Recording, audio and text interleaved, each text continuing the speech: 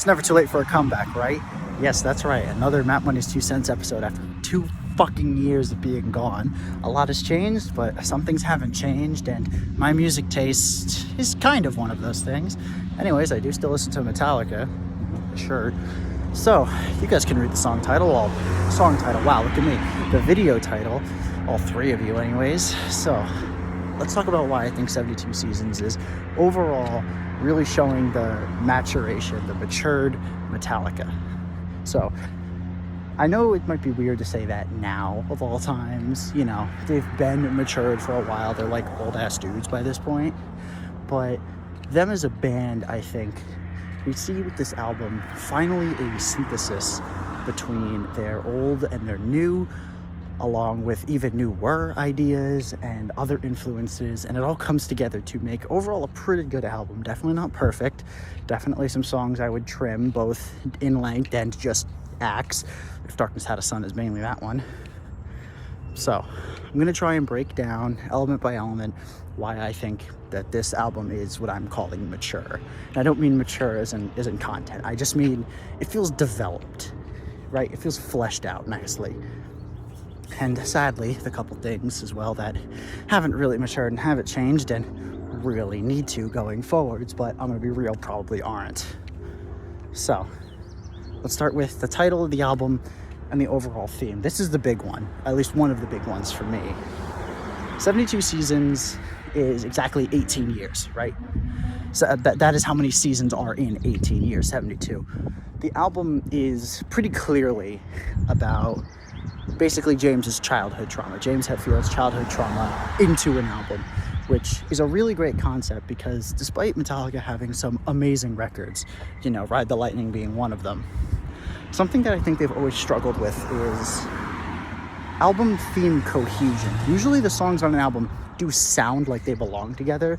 A lot of that has to do with production and just the compositional style of the riffs. But usually there isn't much of a connecting thread in terms of narrative or theme between all the songs. Just, yeah, even on albums like And Justice for All, sure, yeah, the title track is about corruption and stuff, but Dyer's Eve is all about James's shitty parents, and Shortest Straw is I don't even fucking know, and there just hasn't been this level of cohesion to this point. But with all of the songs being about elements of either James's past or James now dealing with the past, it all comes together really, really fucking nicely. Thank you, boss. Yeah, it all comes together really, really fucking nicely into something that actually feels like a complete whole unit. But enough with the big picture, let's zoom in a little.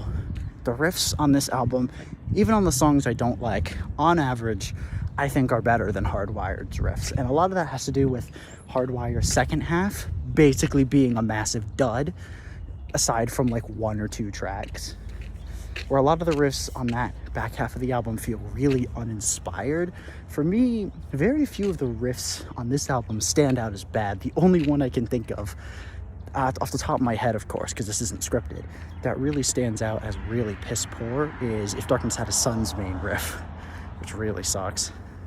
And the chorus riff for that song, too, is trying way too hard to be heavy, and it's not at all. I don't even know what it's trying to do now that I think about it, but other riffs, again, even on the songs that I overall think need changing, like Crown of Barbed Wire, it's too repetitive.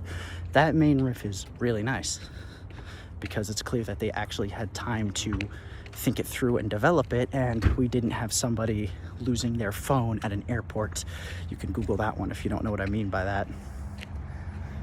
Other examples of just nice matured riffs, even riffs that are really simple, like Screaming Suicide's main riff. It's really simple. It's just some blues scale riffing, but it's in F sharp, not E, which the guitars are tuned to, which just makes it sound different. It gives a different sonic character and allows for a cool flat 7-1 resolution up the neck from below, which this is going to get a little music theory technical as the video goes on, by the way, but hopefully you understand what I'm meaning. I'm trying to say they can approach the root note of the scale from below, which you can't do if you're using open strings, because there's nothing lower than open strings.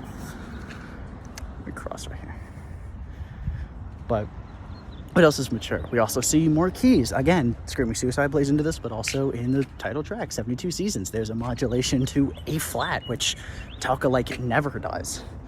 There's a couple riffs in E, a couple riffs in F sharp, a couple riffs in A flat. I think there's some riffs in A. Namarada's in C sharp, like Dorian, I think. Yeah, because it uses a natural 6, at least in the main riff. And that does miles. It's such a small detail, but changing up the key and changing up the scale really helps the album feel more varied and, again, more mature. So that's riffs and theme. And by the way, theme also ties into lyrical content. I shouldn't have to explain that. James's vocal delivery is really good. Again, even on the songs I don't like, he always sounds great. He's really mastered his voice at his current age, which is, not what it used to be and also always changing to the point where he can't. I'm trying to describe how James sounds on early Metallica records. He can't just be loud and screaming. He's using distortion at least a little bit, but he just sounds big and powerful and like a dude whose nickname is Papa Het should. But I don't want to talk too much about vocal delivery. I'm not an expert on it. So that covers theme, riffs, and bass line. There's not a lot to mention here. I do wish the bass was mixed a little differently. It's not how I would, but that's very much a personal taste thing. And although it would really have been nice to see a little more of Robert's playing shine through, we at least get the entire middle section of an Emirata and like the intro to 72 Seasons where it's just holding that high E, and moments like that let the bass come through and shine, and it is a nice welcome thing. And that's something that we didn't have a lot of on Hardwired, where the only song I can think of where the bass really comes through on its own, the intro to Man Unkind, which is like one of the only good things about that song. I think like Now That We're Dead, it's pretty prevalent.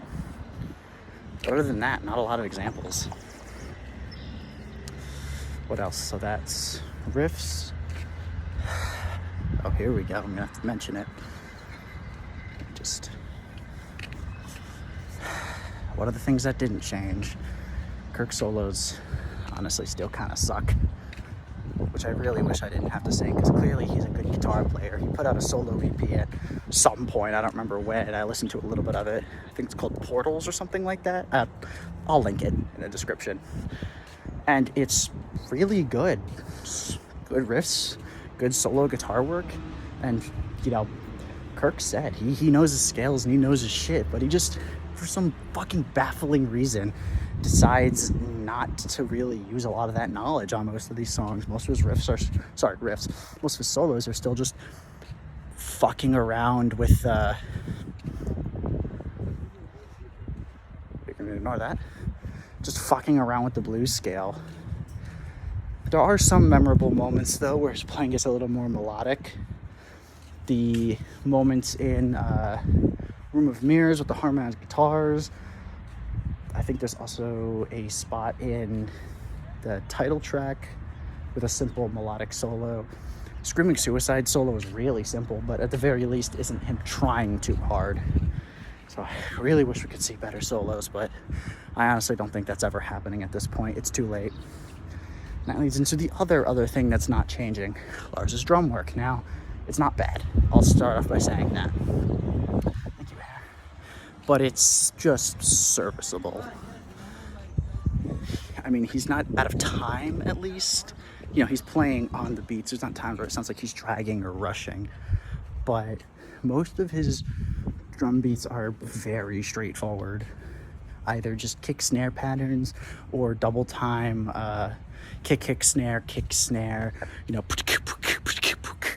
kind of patterns, which get a little old after a while. It really makes you wish for some beats that aren't just like snare on backbeat.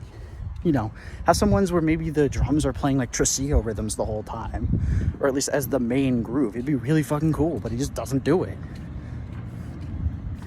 So with bass, with drums covered, and just it's hard to comment on drums when they stay the same but aren't like violating anything poorly. So I think I'm just gonna leave it at I wish the rhythms were more varied. So that leaves nothing. Yeah, that covers all aspects. I guess the only thing I can mention is the song structure, which most songs have good structure, although some definitely need to be cut down. Some definitely need some different verses over different sections. Sometimes sections just repeat when it feels like the vocals should be different over one section, or maybe laid out and just let the riff carry the energy. But other than that, not a lot to comment on. I was mostly focused on the riffs and how much I liked them. So yeah, I'm at my door and I'm gonna call the video here.